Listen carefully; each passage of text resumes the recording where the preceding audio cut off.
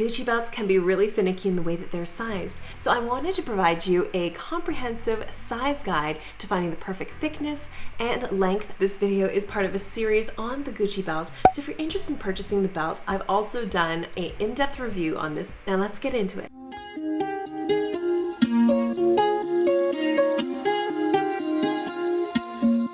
Now, before you purchase the Gucci belt and decide what size works for you, you really need to decide how you want to wear it. The Gucci belt can be worn both at the waist and the hip, which means if you only want to wear it at the waist area, you'd want a smaller size than if you were to wear it at the hip area. My recommendation is to buy the Gucci belt that fits both your waist and hip comfortably so that you have the greatest flexibility in how to style it.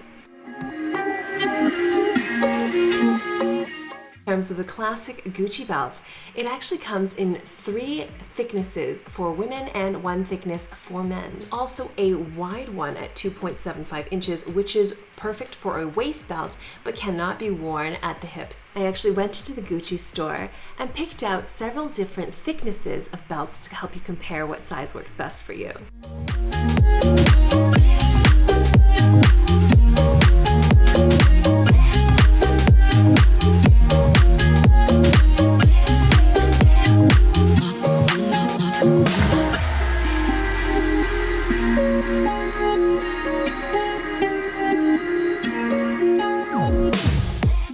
Here I've compared my original belt, which is at the very top, with the different thicknesses of the other belts that are available.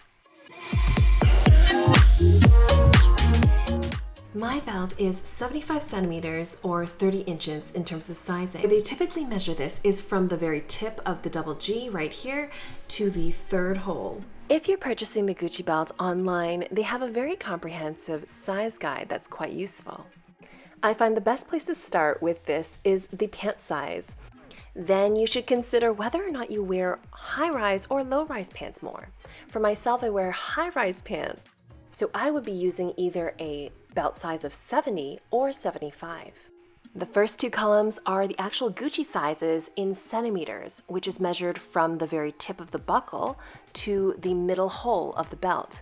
The best way to check the fit on yourself is to mark a piece of measuring tape off and wrap it around your waist. What I've also heard in the comment section down below in my last video is that the end of the belt ends up poking out sometimes. So what I end up doing is I roll up the belt every time I'm done using it, and I store it this way.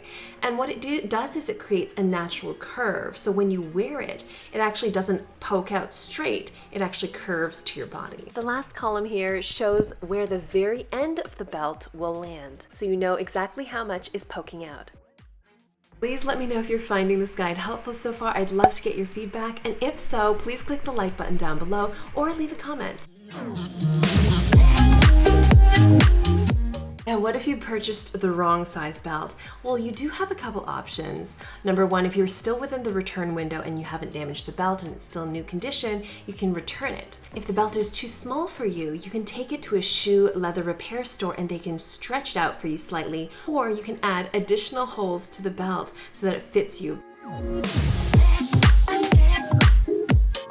I also wanted to point out a couple differences between the version that I have, that I purchased back in 2017, and the ones that are currently in store. My antique brass is actually in between a shiny and a completely matte one. I've also noticed the newer belts, the leather is more stiff and less pliable than the one that I have. I've done a very comprehensive in-depth review of the Gucci belt in a separate video.